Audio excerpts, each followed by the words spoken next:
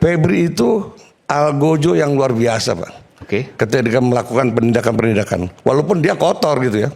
Kalau dibilang banyak musuh-musuhnya, kalau dia bersih, rakyat akan bersama-sama dia. Tapi persoalannya dia hianati amanah yang diberikan rakyat kepada dia untuk memberantas korupsi. Pak Sri Rajasa, Pak Sri, kalau ada motif lain boleh nggak saya tanya kepada Anda? Oh, boleh. Silakan. Boleh. Anda mau buka-bukaan? Apanya? Anda mau buka-bukaan soal ini? Insya Allah, Pak Mitra. Insya Allah, oke. Jadi gini, Silakan. saya menambahkan ya apa yang disampaikan. Motif lain, saya tertarik dengan kata itu. Yang jelas kalau kita lihat proses hukum yang sedang berjalan ini, saya nggak berkata hukum ya. Ini tentunya ada sesuatu gitu loh. Oke. Ada sesuatu. Mungkin ada motif politik di sana. Motif politik? Iya, karena gini, karena dia dari kacamata intelijen ya, saya bukan dari kacamata hukum. Ketika Febri ini begitu getol mengangkat kasus korupsi, kemudian membabat semua di Kasatgas PKH, pasti kan ada yang terusik, gitu loh. Sehingga terjadilah, apalagi kasus Febri ini seperti dikatakan Pak Bonyamin, ini persoalan sudah dari dulu polisi tahu. 2025 ya kan Pak? 24 katanya. Ya, waktu diikuti sama kalau itu Juli 2025. Ya itu 2025. Yang 2025 itu sudah tahu polisi. Berarti ada sesuatu kan. Nah, yang jadi masalah sekarang tadi seperti dikatakan Pak Profesor Mahfud MD, pengalihan ya, atau bukan pelimpahan perkara di mana Febri ini belum diperiksa sama sekali gitu loh. Kemudian langsung dialihkan ke Kejaksaan Agung. Jadi kalau saya lihat kasus Febri ini, yang penting Febri bisa diamputasi. Oke. Dia tidak ada kesempatan untuk jadi Jaksa Agung, dia tidak ada kesempatan lagi untuk melakukan. Apa pentingnya mengamputasi Febri? Jelas lah, karena kan lihat aja Febri. Saya lihat ya, Febri itu algojo yang luar biasa, Pak. Oke. Ketika dia melakukan penindakan-penindakan, walaupun dia kotor gitu ya. Nah, ini yang ditakutkan gitu loh, Pak. Apalagi sekarang kan. Algojo luar biasa tapi kotor, maksudnya gimana nih? Iya, Febri itu backgroundnya seperti tadi dikatakan kan, banyak juga dia memanfaatkan ya kan, peran atau kekuasaannya untuk kepentingan diri sendiri gitu. Tapi dia algojo luar biasa untuk kasus-kasus korupsi. Kita lihat aja ya kan, banyak sekali kemarin kasus Aseng, kasus Hamilton dan lain-lain ya kan, bahkan sudah dikeluarkan KPK, bisa dia tangkap langsung gitu. Terakhir BGN, kasus BGN. Pertamina, kasus BGN. Nah, pimpinan-pimpinannya semua. ini kan tentunya kan menimbulkan riak ya Pak. Ya, mungkin Pak Susno nggak ngomong tadi, pasti ini pasti ada gejolak, ya kan? Nah tentunya Febri bisa jadi ancaman, apalagi Febri digadang-gadang bakal jadi Jaksa Agung. Beliau udah dipanggil Presiden loh, saya ini berani ngomong di sini. Nah ini kan ada sesuatu yang gerah nih, kalau Febri jadi jalan pisaunya kayak gini, boleh jadi Jaksa Agung, ya Pak. Nah saya juga akan menambahkan kasus Asabri. Ini saya buka nih Pak ya. Karena saya langsung bicara dengan Bencok beberapa tahun lalu, berbicara dengan Legend Sony di Sukamiskin Pak, sama Pak Adam Damiri. Jadi dikatakan bahwa kasus Asabri, Febri itu benar-benar mengkriminalisasi 3 orang ini. Kasus Asabri itu? Iya. Dikatakan oleh Febri bahwa Asabri rugi 22 triliun. Saya nggak dapat pensiun Pak kalau 22 triliun. Beneran. Pak Ponto juga nggak dapat pensiun. Ya. Bapak juga kan. Nah, pada saat tahun yang sama, Asabri itu untung 3T. Dan itu pengakuan dari Sony, Direktur Asabri. Gitu, Pak. Nah, sebenarnya artinya berbalik dari rugi ke untung. Iya. Dikatakan oleh Febri rugi. Oh, oke. Nah, padahal faktanya untung. Ya. Faktanya siapa yang ngemplang di Asabri? Ya. Adalah perusahaan Lipo dan Erlangga. Siapa yang melakukan ngemplang di Jiwasraya? Bakri Group. Dan itu saya berdasarkan fakta, pengakuan daripada mereka. Tapi Anda menyebut ini punya konsekuensi? Oh punya, berani saya, nggak takut saya. Karena semua ini berdasarkan pengakuan Bencok, Pak Sony, ya. Dan dia siap untuk dikonfirmasi. Karena dia merasa sangat dikriminalisasi. Bayangin mereka 18 tahun seumur hidup. Hukumannya seumur hidup? Iya. Dan Bencok. Nah, apa kaitannya dengan FA, dengan Febri Adriansyah? Ya dia kan sekarang itunya, penyidiknya. Jadi ini serangan balik maksud Anda? Iya enggak, bukan serangan balik. Tapi kalau serangan balik dari kejadian kan ini nggak ada kaitan dengan orang-orang tadi, sulit untuk dibuktikan. Iya, Tapi bukan. jangan kemudian kita fitnah ini. bukan fitnah, ya kan? Tadi keterangan dari Pak Bonyamin, ini kan ada kaitan ke Asabri. Artinya saya tambahkan kasus Asabri yang terkait dengan Febri gitu loh. Iya, dan ini fakta saya bicara, bisa dikonfirmasi. Tapi kan spekulasi, artinya Bukan spekulasi. kalau Pak. ada bukti bahwa mereka ini punya aksi serangan balik, oke. Tapi kan nggak ada buktinya. Bukan saya nggak bisa serangan balik. Ketika polisi menggerebek rumahnya Febri, kemudian muncul kan Pak persoalan Asabri di situ. Nah, dari situlah akhirnya kita lihat bagaimana peran Febri pada saat persoalan Asabri gitu loh. Itu sangat-sangat, saya bilang kejam sekali udah. Itu aja. Ada banyak musuhnya FA di situ. Ya Dalam jelas lah Pak. Ya kalau misalnya mereka, Ya meskipun begini, untuk membuktikan bahwa iya musuhnya banyak, betul pasti yang namanya Algojo koruptor gitu kan. Iya. Tapi bahwa apakah koruptor itu melakukan serangan balik kan harus ada bukti. oh enggak, saya nggak bicara serangan balik koruptor. Saya menambahkan yang Pak Bonyamin katakan tadi bahwa Febri itu ada kasusnya di Asabri kan Pak, ya kan ada. Nah saya tambahkan nih persoalan Febri di Asabri gitu loh. Bukan saya bilang ada serangan koruptor, saya nggak bicara. Ini gambaran aja maksudnya. Iya.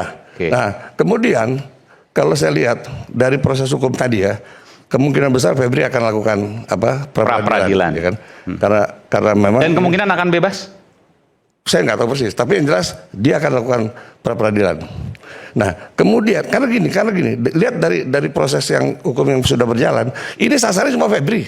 Saya tidak melihat ada upaya Sasaran cuma Febri aja. ya, bagaimana mengamputasi Febri, gitu. Karena gini, saya tidak melihat ada upaya penegakan hukum dalam rangka pemberantasan korupsi. Kalau misalnya polisi kemarin tadi Pak, betul-betul mau memberantas korupsi, ditangani langsung. Ini akan membuka semuanya, karena ini harapan publik. Tapi tiba-tiba diserahkan ke kejaksaan coba. Polisi lepas. Ini kan satu persoalan. Lah, kalau diserahkan ke kejaksaan, ya sama saja memulangkan Febri yang udah cacat ke kejaksaan. Ya udah nggak perlu lagi. Jadi ini targetnya bagaimana Febri bisa diamputasi. Hanya Febri. Iya.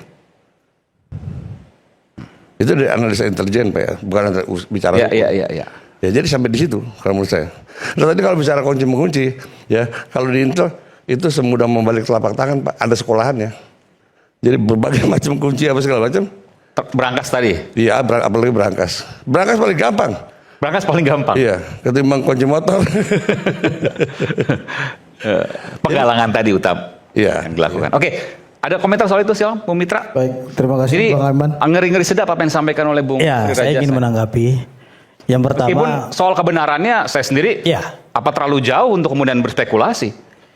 saya kira keterangan Jangan sampai daripada acara ini menjadi fitnah. Iya. Saya kira yang disampaikan oleh Bang Sri itu keliru. Karena apa? Kalau memang sasarannya hanya Febri, hari ini kita lihat tersangkanya ada 2. Jadi kalau dibilang Febri ini adalah Algojo, pertanyaannya kenapa dia mengkhianati rakyat? Kalau dibilang banyak musuh-musuhnya, kalau dia bersih, rakyat akan bersama-sama dia.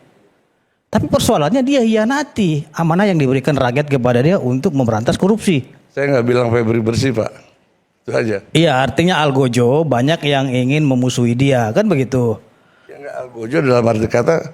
Iya, terlepaslah dia Algojo, tukang bantai dan lain-lain, tapi dia sendiri nggak bersih, kan begitu? Ya, memang nggak ada yang bilang dia bersih. Iya. Tapi dia artinya- banyak musuhnya, menurut Pak Sri itu.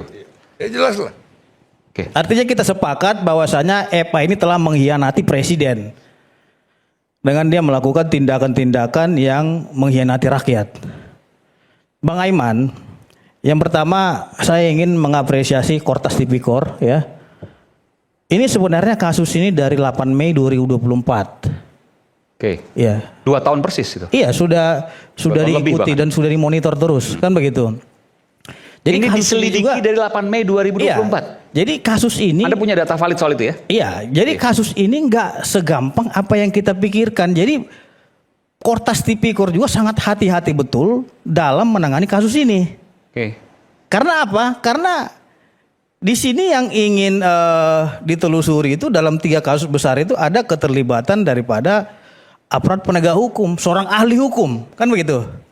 Jadi kalau memang Kortas Tipikor kemarin tidak buru-buru mengamankan itu barang bukti dan 74 kg emas, saya kira itu akan hilang secepat kilat. Makanya mereka ini mengawasi dan memonitor kasus ini sudah 2 tahun lebih. Itu harus kita apresiasi, kinerja luar biasa daripada penyidik Kortas Tipikor dan bekerja sama dengan Polda Metro Jaya. Yang menjadi persoalan adalah saya ingin jawab daripada keterangan Bang Sri tadi, kenapa berkas ini dilimpahkan kepada Kejaksaan Agung, kan begitu. Jadi di dalam undang-undang tentang kejaksaan, di dalam pasal 8 ayat 5 itu dikatakan untuk pemeriksaan, pemanggilan, ya, penahanan dan tersangka harus izin Jaksa Agung. Jadi dilema juga nih Polri. Ya, kalau seumpamanya Polri tidak menyerahkan kepada kejaksaan, Nggak bisa ngapa-ngapain. wah, undang-undang mengatakan harus izin dulu ke Jaksa Agung. Kamu Walaupun siapa? proses penyelidikan dan penyidikannya di kepolisian. Itu bunyi perintah undang-undang kejaksaan. Ya kalau memang Anda keberatan silakan judicial review pasal 8 ayat 5 undang-undang kejaksaan. Nggak mesti harus minta persetujuan terlebih dahulu kepada Jaksa Agung. Maaf Bung Mitra, sudah Ya. diuji di Mahkamah. Oke, sudah diuji. Saya tahu Dan putusan putusannya MK nomor MK 67. Putusan mengatakan bahwa kalau pidana khusus maka tidak perlu izin Jaksa Agung. Yes. Sudah. Itu kan pengecualiannya. ini pidana khusus. Itu mak kursi kan pidana khusus. Iya, tunggu dulu. Saya kan belum selesai nih Oke, bicara. Makanya biar saya ingatkan. Tolong jangan dipotong dulu. Saya kan masih menjelaskan di sini. Oke. Putusan MK nomor 67 itu ada beberapa pengecualian. Kan gitu. Yang pertama tindak pidana khusus, ya. Yang kedua adanya Ini disebut khusus ini. bukti permulaan yang cukup, ya, kasus korupsi kayak Korupsi gini, khusus, ya. oke. Bukti permulaan yang cukup, 2 alat Iya, iya, bukti, betul. kan begitu. Dan dikhawatirkan si pelaku tersebut menghilangkan barang bukti. Itu poin-poin daripada putusan MK nomor 67 tadi. Hari ini banyak yang mempersoalkan antara penanganan yang dilakukan oleh Polri dengan tersangkanya itu adalah mantan Jampitsus. Orang menganggapan bahwasannya ini adalah perang bintang.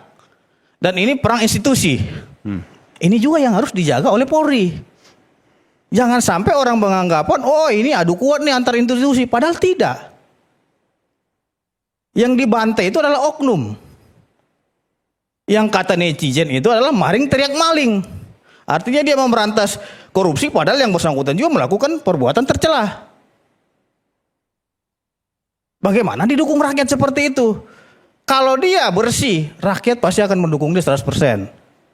Nggak usah dia takut musuh dia siapapun, mau koruptor dan lain-lain, pasti dukung rakyat. Dan saya yakin Pak Prabowo telah mengetahui ya langkah-langkah yang dilakukan oleh Kortas Tipikor ini. Dan Pak Prabowo juga saya kira ini sangat kaget sekali ketika ditemukan uang dengan total 543 miliar. Bang Aiman, dari 3 kasus yang diusut oleh Kortas Tipikor, total kerugian negara itu mencapai kurang lebih 34,6 triliun.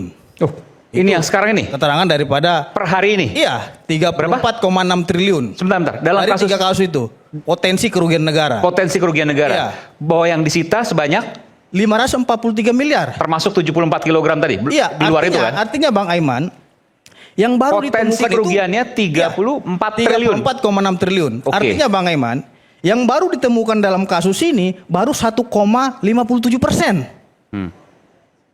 98,sekian% lagi sebesar 34,057 triliun itu belum ditemukan. Ini bagaimana nasibnya statusnya? Gitu loh.